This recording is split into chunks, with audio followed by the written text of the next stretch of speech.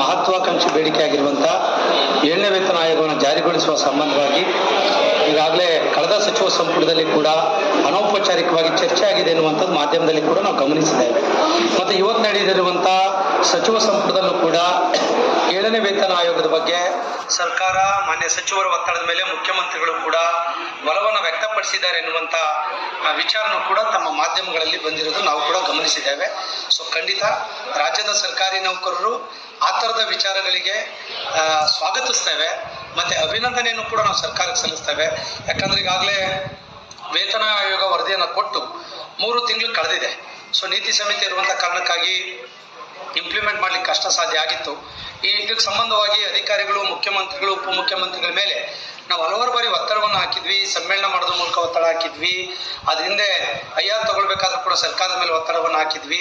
ಇದೆಲ್ಲ ಆದಾಗ ವರದಿ ಬರಬೇಕು, ಅದಾದ್ಮೇಲೆ ನೀತಿ ಸಮಿತಿ ಮುಗಿಬೇಕು, ಅದಾದ್ಮೇಲೆ ಮಾಡ್ತೀವಿ ಅನ್ನುವಂಥ ಮಾತನ್ನು ಸರ್ಕಾರ ನಮಗೆ ಕೂಡ ಸ್ಪಷ್ಟವಾಗಿ ಹೇಳಿತ್ತು.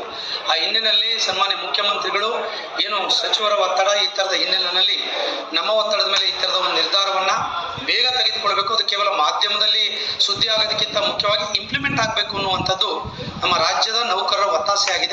ಆ ಹಿನ್ನೆಲೆಯಲ್ಲಿ ಸರ್ಕಾರ ಒಂದು ದೃಢವಾಗಿರುವಂಥ ಒಂದು ಗಟ್ಟಿ ನಿಲುವನ್ನು ತೆಗೆದುಕೊಂಡು ಸೊ ಏನು ನಮಗೆ ಪೇ ಕಮಿಷನ್ ರೆಕಮೆಂಡೇಶನ್ ಇದೆ 27.50 ಫಿಟ್ಮೆಂಟ್ ಇರ್ಬೋದು, ಹಿಂದೆ ಇರುವಂಥ ಒಂದು 30% DA ಮರ್ಜ್ ಆಗ್ತದೆ ಜುಲೈ 22ಕ್ಕೆ, ಎರಡೂ ಕೂಡ ಆ ಥರದನ್ನ ವಿಲೀನಗೊಳಿಸಿ ಮತ್ತೆ ಫಿಟ್ಮೆಂಟ್ ಸೌಲಭ್ಯವನ್ನು ಕೊಟ್ಟರೆ ನಮ್ಮ ನೌಕರಿಗೆ ತುಂಬ ಅನುಕೂಲ ಆಗ್ತದೆ. ಆ ವಿಚಾರದಲ್ಲಿ ಸರ್ಕಾರ ಒಂದು ಒಳ್ಳೆ ನಿರ್ಧಾರ ತೆಗೆದುಕೊಳ್ಬೇಕು. ಜೊತೆಗೆ ಜುಲೈ 22ರಿಂದ ಏನು ಫಿಕ್ಸೇಷನ್ ಬೆನಿಫಿಟ್ಸ್ ಅನ್ನು ಕೊಡಬೇಕು ಅನ್ನುವಂಥದ್ದೇನು ವೇತನ ಆಯೋಗ ರೆಕಮೆಂಡೇಶನ್ ಮಾಡಿದೆ. ಸೊ ಅಲ್ಲಿಂದನೇ ಕೂಡ ಅದೇ ಒಂದು ಏನು ಶಿಫಾರಸ್ಸಿದೆ ಅದನ್ನು ಕೂಡ ಇಂಪ್ಲಿಮೆಂಟ್ ಮಾಡಬೇಕು ಅನ್ನುವಂಥ ವಿಚಾರದಲ್ಲಿ ನಮ್ಮ ಸ್ಟ್ಯಾಂಡು ಕೂಡ ಅದೇ ಇದೆ. ಸೊ ಖಂಡಿತ ಮಾನ್ಯ ಮುಖ್ಯಮಂತ್ರಿಗಳು, ಉಪಮುಖ್ಯಮಂತ್ರಿಗಳು ಮತ್ತು ಸಚಿವರು, ಅಧಿಕಾರಿಗಳು ಈ ವಿಚಾರದಲ್ಲಿ ಒಂದು ಮೃದು ಧೋರಣೆಯನ್ನು ತೆಗೆದುಕೊಂಡು ರಾಜ್ಯದ ನೌಕರರು ಬಹಳ ದಿವಸಗಳಿಂದ ಜಾತಕ ಪಕ್ಷಿ ಥರ ಕಾಯ್ತಾ ಇದ್ದಾರೆ. ಕಾರಣ ಜುಲೈ 22ಕ್ಕೆ ಬೆನಿಫಿಟ್ ಬರಬೇಕಾಗಿತ್ತು. ಸೊ ಈಗಾಗಲೇ ಬೇರೆ ಜುಲೈ ಅಂತ ಹೇಳಿದ್ರೆ 2 ಇಯರ್ಸ್ ಲೇಟ್ ಆಯಿತು. ಸೊ ಹಾಗಾಗಿ ಇನ್ನೂ ಕೂಡ ತುಂಬ ಲೇಟ್ ಆದರೆ ನೌಕರರು ಎಲ್ಲ ಕಡೆ ಕೂಡ ವಾಟ್ಸಪ್ಪಲ್ಲಿ ಅಸಮಾಧಾನ ವ್ಯಕ್ತಪಡಿಸ್ತಾ ಇದ್ದಾರೆ, ನಮಗೆ ಕೂಡ ಪ್ರೆಷರ್ ಮಾಡ್ತಾ ಇದ್ದಾರೆ. ಸಂಘದವ್ರು ಏನು ಮಾಡ್ತಾ ಇದ್ದೀರಾ, ನೀವು ಕೆಲಸ ಮಾಡ್ತಾ ಇಲ್ಲ ಅಂತೇಳಿ ಎಲ್ಲ ಜಿಲ್ಲೆ ತಾಲೂಕಿನವ್ರಿಗೆ ಎಲ್ಲರಿಗೂ ಕೂಡ ನಿರಂತರ ಪ್ರೆಷರ್ ಇದೆ. ಆ ಪ್ರೆಷರನ್ನು ನಾವು ಕೂಡ ಅಧಿಕಾರಿಗಳಿಗೆ, ಸರ್ಕಾರಕ್ಕೆ ತಿಳಿಸುವಂಥ ಕೆಲಸ ಮಾಡಿದ್ದೇವೆ. ಸೊ ನಿಮ್ಮ ಮಾಧ್ಯಮದಲ್ಲಿ ಬಂದಂಥ ಸುದ್ದಿ ಪ್ರಕಾರ ಅದು ಬೇಗ ಇಂಪ್ಲಿಮೆಂಟ್ ಆಗಬೇಕು, ಯಥಾವತ್ತಾಗಿ 7ನೇ ವೇತನ ಆಯೋಗದ ವರದಿ ಅನ್ನುವಂಥದ್ದು ನಮ್ಮ ಸಂಘದ ಬೇಡಿಕೆ ಕೂಡ ಆಗಿದೆ. ವೇಳೆ ಅಂತ ನೀವೇ ಈಗ ಸುದ್ದಿಯಲ್ಲಿ ಟಿವಿನಲ್ಲಿ ಹಾಕ್ಬಿಟ್ಟು ಮತ್ತೆ ಒಂದು ವೇಳೆ ಅಂತ ಪ್ರಶ್ನೆ ನೀವೇ ಕೇಳ್ತೀರಾ ಅಂತ ಹೇಳಿದ್ರೆ ನಾನೇನು ಹೇಳಿಕ್ ಬರೋದಿಲ್ಲ. ಈಗ ನೀವ್ ಹೇಳೋ ಪ್ರಕಾರ ಆಯ್ತು ಅಂದ್ರೆ ಸಂತೋಷ, ಆಗಿಲ್ಲ ಅಂದ್ರೆ ಮುಂದಿನ ಯೋಚನೆ ಮಾಡೋಣ.